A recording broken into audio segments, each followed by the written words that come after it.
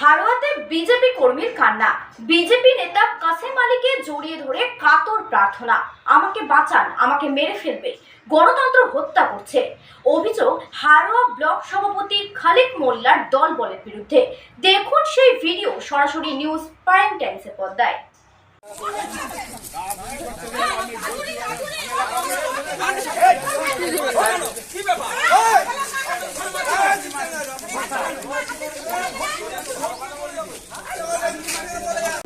Vote দিতে দেয়নি, খালেকের হার মাত পাইনি, তারা আমাকে জামা কাপড় সব ছিঁড়ে দিয়েছে। আমি একজন ভোটার, আমার গণতন্ত্রকে হত্যা করেছে তারা। আমাকে বাঁচান, আমাকে বাঁচান।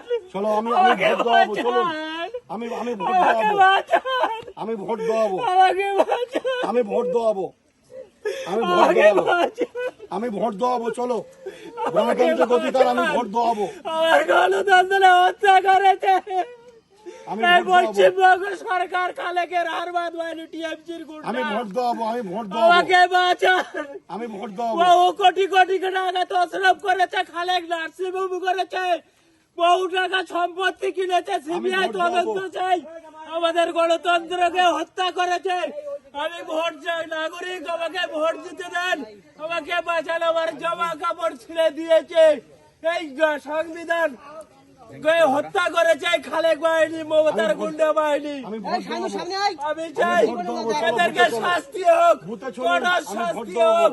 সে নার্সিংহোম করেছে গুন্ডাগিরির টাকায়, সে বহু সম্পত্তি কিনেছে গুন্ডাগিরির টাকায়।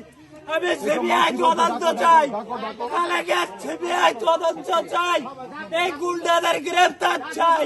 আপনি আমাকে বাঁচান, আমাকে বাঁচান, ভোট দেওয়াবো, ভোট দেওয়াবো, চলো আমাকে বাঁচান, ভোট দেওয়াবো, চল ইনকোর্ট, আমাকে বাঁচান, আমাকে চল চল বাঁচান। আমি ভোট দেওয়াবো।